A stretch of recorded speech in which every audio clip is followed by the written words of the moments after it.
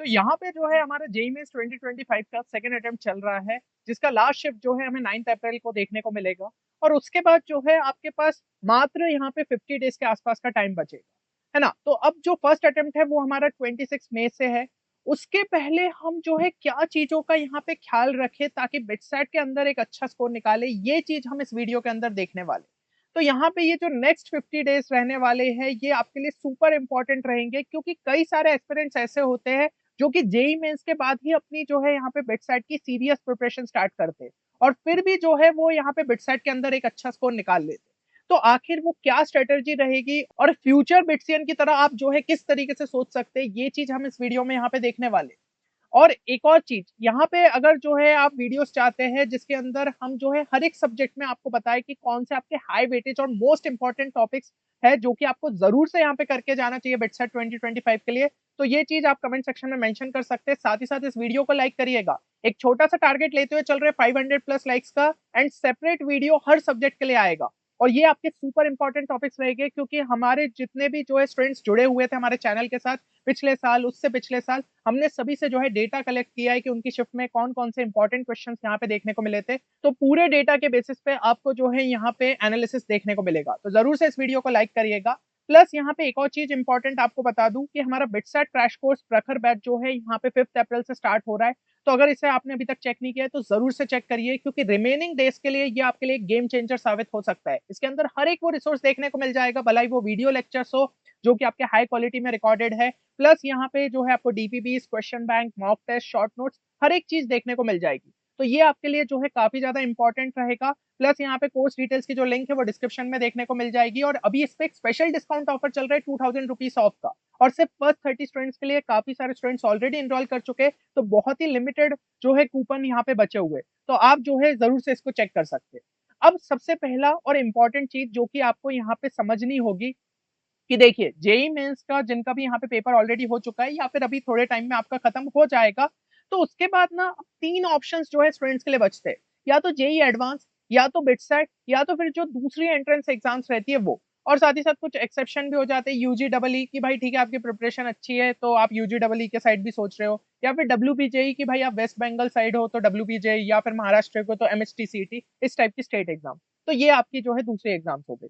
अब किस कैटेगरी के अंदर आप लाई कर रहे हो उसके बेसिस पे आपको यहाँ पे डिसाइड करना पड़ेगा। देखिए जिनके भी 93 परसेंटाइल से कम है या फिर 92 परसेंटाइल से कम है, वो जेई एडवांस के बारे में तो आप सोच नहीं सकते, क्योंकि कट ऑफ डेफिनेटली उससे ऊपर हमें देखने को मिलेगा, है ना। और अब देखिए फर्स्ट अटेम्प्ट का रिजल्ट ऑलरेडी आपके हाथ में, और आपको समझ में आ गया होगा कंपैरिजन में कि अभी जो है कितने मार्क्स आप यहाँ पे गेन कर पाए हो, आपका पेपर कैसा गया है। तो अगर आपको लग रहा है कि जितना मुझे यहाँ पे जनवरी में परसेंटाइल मिला था उससे बेटर नहीं हो पा रहा है, तो फिर जेई एडवांस का ऑप्शन आपका यहाँ पे जा चुका है। तो अब आपका पूरा फोकस यहाँ पे बिटसैट एग्जाम पे होना चाहिए। ये चीज दिमाग में सेट कर लो कि यही आपके लिए बेस्ट ऑप्शन रहेगा, जहां पे आपको एक ऐसे कॉलेज के अंदर एडमिशन मिल सकता है जो कि आईआईटीज और एनआईटीज के लेवल का है।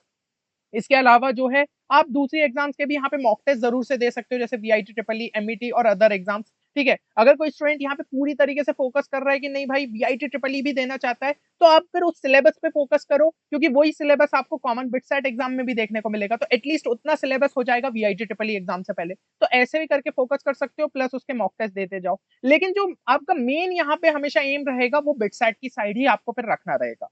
अब जिनका यहाँ पे 93 से 97 परसेंटाइल है, उनको यहाँ पे क्या करना है, तो देखिए उनको यहाँ पे जो है जेई एडवांस के लिए वो थोड़ा सा जो है प्रिपरेशन जरूर करे, क्योंकि देखो कभी कभी ऐसा रहता है कि कुछ स्टूडेंट्स यहाँ पे मेंस में अच्छा परफॉर्म नहीं कर पाते लेकिन एडवांस में बहुत बेहतर कर जाते, पर वो बहुत ही कम स्टूडेंट्स रहते।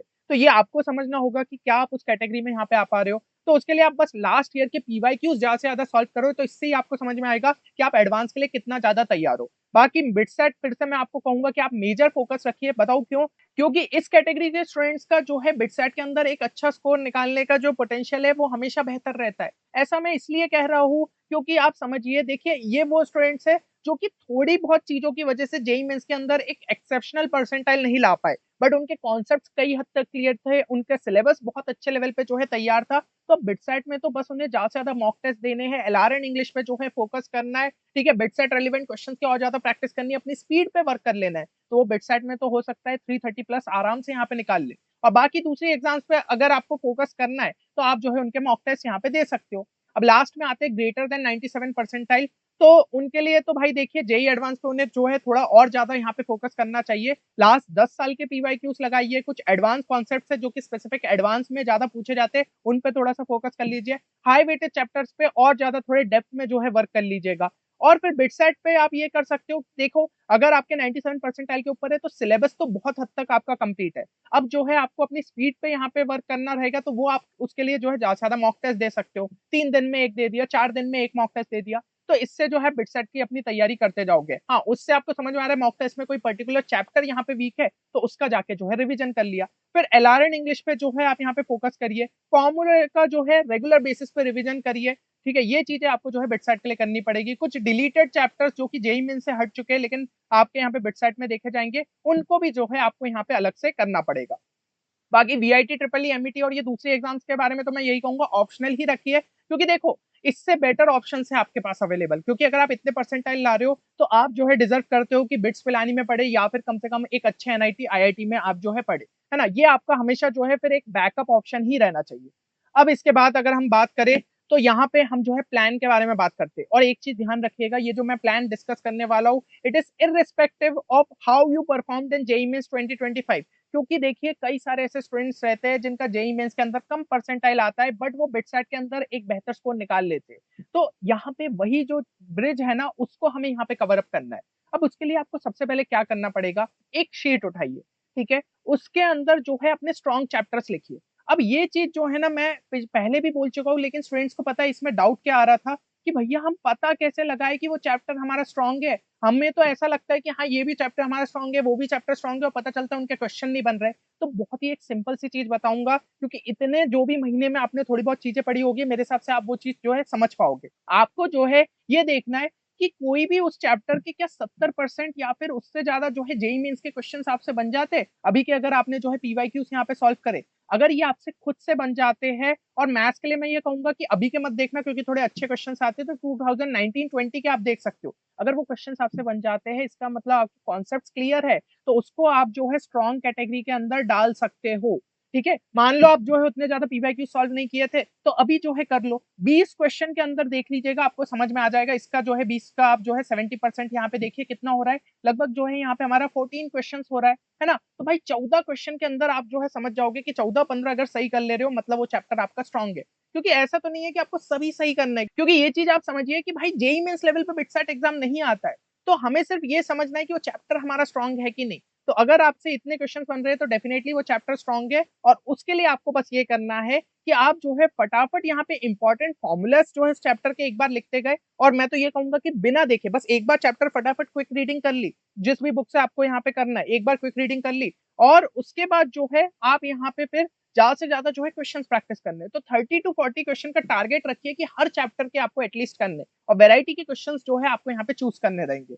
अब उसके लिए कौन से रिसोर्सेज यूज कर सकते हो, तो देखो मैथ्स के अंदर आरडी शर्मा ऑब्जेक्टिव कर लो, है ना, उसमें जो है आपको अच्छे क्वेश्चंस मिल जाएंगे, प्लस एनसीईआरटी एग्जाम्पलर कर लिया। फिर फिजिक्स के लिए डीसी पांडे लेवल 1 एक्सरसाइज लगा ली और एनसीईआरटी एग्जाम्पलर कर लिया, या फिर डीसी पांडे नहीं लगाना तो एससीबी के भी लगा सकते हो, ऑब्जेक्टिव 1 ऑब्जेक्टिव 2 और वर्कड आउट एग्जाम्पल। ठीक है, ये चीज भी देख सकते हो। केमिस्ट्री के लिए एनसीईआरटी एग्जाम्पलर कर ली, हिमांशु पांडे जो है लेवल 1 आपने यहाँ पे कर सकते हो, ऑर्गेनिक के लिए थोड़ा और बेटर करना है, पी बहादुर के जो है और कर सकते हो फिजिकल केमिस्ट्री के। तो ये जो है ना, ये आप क्वेश्चन सॉल्विंग अब आपको ज्यादा से ज्यादा करनी है, ये चीज आप ध्यान रखिए, क्योंकि ये सभी स्ट्रॉन्ग चैप्टर से बार बार थ्योरी पढ़ने से कोई मतलब नहीं है। अब इनके बस क्वेश्चन ज्यादा से ज्यादा अपन को स्पीड के अंदर सॉल्व करना है। और ये रिसोर्सेज भी अगर यूज नहीं करने तो मैं एक और सलाह आपको दूंगा, जेई के लिए जो कोचिंग मॉड्यूल्स है उनकी लेवल 1 एक्सरसाइज पूरी लगाओ, क्योंकि लेवल 1 इस हिसाब से डिजाइन की जाती है कि भाई स्टूडेंट के जो बेसिक्स है वो क्लियर है कि नहीं, और बाकी लेवल 2 के थोड़े बहुत सिलेक्टेड प्रॉब्लम्स आप जो है यहाँ पे प्रैक्टिस कर लो, तो उससे आपके कॉन्सेप्ट्स आपको जो है क्लैरिटी यहाँ पे मिल जाएगी। अब नेक्स्ट यहाँ पे देखते हैं, तो नेक्स्ट यहाँ पे है कि भाई वीक चैप्टर्स के लिए हमें क्या करना रहेगा। तो वीक चैप्टर्स के लिए आपको जो है यहाँ पे एनसीईआरटी पहले अच्छे से करनी पड़ेगी, क्योंकि किसी भी चीज का अगर फाउंडेशन ही यहाँ पे कमजोर है तो आपसे क्वेश्चंस बनेंगे ही नहीं। तो पहले तो भाई एनसीईआरटी से ही आपका यहाँ पे फाउंडेशन जो है बिल्डअप होगा। हाँ, मैथ्स के लिए आरडी शर्मा देख सकते हो, क्योंकि उसके अंदर सॉल्व आउट एग्जाम्पल्स ज्यादा है। एनसीईआरटी से भी देख सकते हो कुछ चैप्टर्स को, but RD Sharma would be better book, ताकि आपका फाउंडेशन जो है यहाँ पे स्ट्रांग हो जाए। उसके बाद यहाँ पे क्या कर सकते हो, फिर वन शॉट्स देखिए।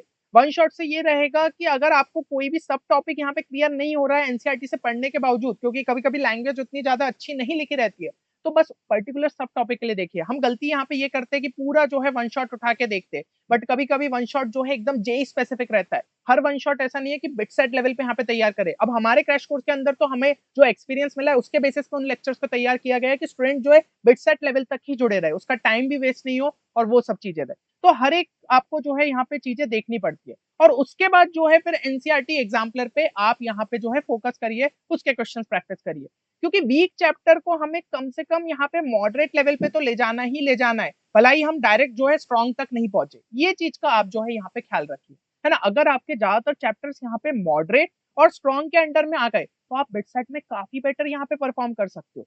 और यहाँ पे अब बात कर लेते हैं मॉक टेस्ट की, क्योंकि मॉक टेस्ट के बिना अगर आप सोच रहे हो कि आपका बिटसेट क्रैक हो जाएगा तो आप गलत फहमी में रह रहे हो। अभी तक जितने भी टॉपर्स से हमने यहाँ पे बात करी है, जितने भी जो स्टूडेंट्स हमारे साथ जुड़े थे जिनका कम स्कोर रह गया, उन्होंने यही चीज की कि भैया आपके लाख कहने पे भी जो है हमने यहाँ पे मॉक टेस्ट नहीं दिए।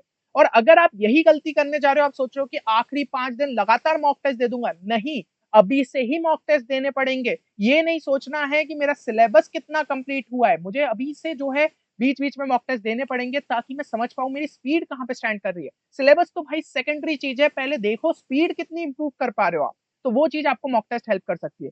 तो एक बार आपका भी जेईई मेंस का पेपर खत्म हो जाता है, कम से कम 13 मई के पहले 4 मॉक टेस्ट आपको लगाने। अब यार आप सोच रहे होंगे कि 13 मई एकदम स्पेसिफिक डेट कह रहे हो भैया, ऐसा क्यों? क्योंकि 13 मई को कुछ खास है। चलिए बताता हूँ। सबसे पहले ये समझो कि 2 मॉक टेस्ट जो है ना मॉर्निंग स्लॉट में आपको देने हैं 9 से 12 के बीच, और 2 मॉक टेस्ट जो है आपको आफ्टरनून स्लॉट में देने 2 से 5। अब ये कौन सी डेट पे देना है वो आप अपने हिसाब से कन्वीनियंस के हिसाब से कर लेना। आपको चाहिए तो कभी सैटरडे संडे को पकड़ लिया, उस हिसाब से आप जो है दे सकते हो। अब मैं ये 13 में इसलिए कह रहा था क्योंकि भैया उस टाइम जो है आपका स्लॉट बुकिंग स्टार्ट हो जाएगा May 13 से लेकर May 16 के बीच में। तो उससे पहले ये जानना बहुत ज्यादा जरूरी है कि हमारे लिए कौन सा बेटर स्लॉट है, मॉर्निंग वाला या फिर इवनिंग वाला। इसके अंदर जो है आपको कंपैरिजन चेक करना पड़ेगा कि मेरा माइंड जो है किस टाइम पे ज्यादा एक्टिव है। कभी कभी कुछ स्टूडेंट्स ये रहते हैं कि मॉर्निंग में और ज्यादा बेटर फील करते, लेकिन कभी कभी कुछ स्टूडेंट्स रहते हैं कि थोड़ा सा ऐसा ड्राउजी फील करते, वो इवनिंग में जो है ज्यादा बेटर यहाँ पे परफॉर्म कर पाते। तो ये चीज आपको देखनी पड़ेगी कि आप अपने पोटेंशियल को मैक्सिमम किस स्लॉट में यहाँ पे यूज कर पा रहे हो, और ये चीज आपके लिए जो है बहुत ज्यादा मैटर करेगी। कभी कभी ये हो जाता है कि स्लॉट गलत ले लेने की वजह से भी स्कोर कम रह जाता है, तो ये जज करने के लिए मॉक टेस्ट उस टाइम के अंदर देना आपके लिए बहुत सही डिसीजन रहेगा। तो आपकी प्रिपरेशन लेवल कैसी भी हो, ये चीज आपको ना जरूर से जो है टेस्ट स्लॉट चूज करने में हेल्प करेगी। अब नेक्स्ट चलते हैं। इसके बाद क्या करना है भाई, इसके बाद मॉक टेस्ट की फ्रीक्वेंसी बढ़ानी है, क्योंकि टाइम कम रह जाएगा, सिर्फ 4 मॉक टेस्ट से काम नहीं होगा। तो इसके बाद हर ऑल्टरनेट डे पे जो है मॉक टेस्ट दीजिए, कम से कम 10 मॉक टेस्ट तो हम दे के ही जाएंगे, और इस बेसिस पे हमें समझ में आएगा कि हम बिटसेट में जो है कितना बेटर यहाँ पे प्रिपरेशन करके जा रहे हैं और कितना बेस्ट स्कोर यहाँ पे निकाल सकते हैं। और हर एक मॉक टेस्ट का जो है प्रॉपर तरीके से एनालिसिस करना, ताकि उसकी गलतियां समझ में आए कि कहाँ पे गलत हो रहे हो और आपको कितना इंप्रूव करने की जरूरत है। ये भी आपके लिए बहुत जरूरी चीज है।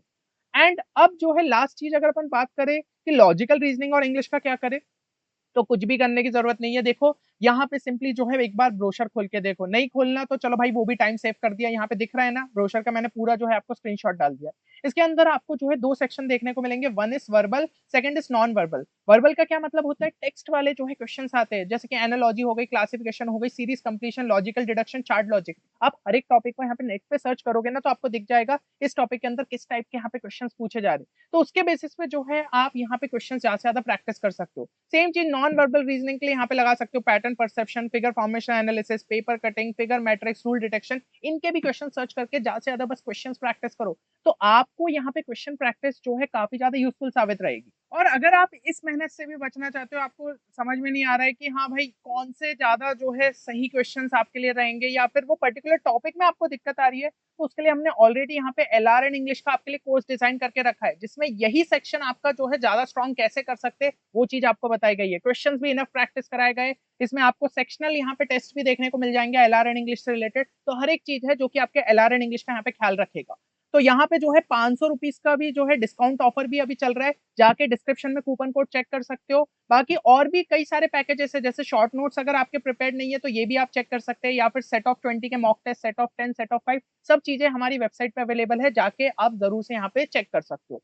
अब नेक्स्ट चले इंग्लिश पे। तो इंग्लिश का तो देखिए यहाँ पे 4 चीजें, एक है ग्रामर, दूसरा वोकैब, तीसरा रीडिंग कॉम्प्रिहेंशन, चौथा कंपोजिशन। अगर आप इंग्लिश मीडियम स्कूल से पढ़े हैं तो वैसे भी आपको इसमें बहुत ज़्यादा ऐसे एफर्ट्स मारने की ज़रूरत नहीं है। आप इस सेक्शन में एक अच्छा स्कोर निकाल सकते हो। बस जो मेन चीज़ है वो है वोकैब, क्योंकि यहाँ पे क्या है, न्यू वर्ड्स आपसे पूछे जा सकते हैं। तो अब देखिए वर्ड्स को जो है और बेटर किस तरीके से हम अपने नॉलेज को इंप्रूव कर सकते हैं, तो इसके लिए आप रोज का जो है आर्टिकल थोड़े बहुत पढ़ सकते हैं। अगर आपके घर न्यूज़पेपर जो है इंग्लिश न्यूज़पेपर आता है तो बहुत बढ़िया, एडिटोरियल्स आप जो है रीड कर सकते हैं। उससे आपको नए-नए वर्ड पता चलेंगे, उनको डिक्शनरी में सर्च किया तो आपकी जो है वोकैब और ज़्यादा यहाँ पे स्ट्रॉन्ग होगी। बाकी ग्रामर हो गया, आरसी हो गया, ये तो ऐसा रहता है कि आप वैसे भी बोर्ड्स में पूछे जाते हैं इस टाइप के क्वेश्चन, तो वहीं से और ज़्यादा क्वेश्चन्स यहाँ पे प्रैक्टिस कर सकते हो। है ना? तो ये सब चीज़ें जो है ऐसा है कि अगर हमने 15 से 20 मिनट रोज के इंग्लिश को दे दिया और लॉजिकल रीजनिंग को 20 से 30 मिनट दे दिया, तो भी आपकी एक अच्छी प्रैक्टिस होगी और लास्ट में जब ज़्यादा टाइम बचा होगा तो और क्वेश्चन प्रैक्टिस यहाँ पे बढ़ा देना। तो मेरे हिसाब से सभी चीज़ें यहाँ पे क्लियर हो गई होगी कि नेक्स्ट 50 डेज़ में हमें जो है किस तरीके से यहाँ पे वर्क करना है।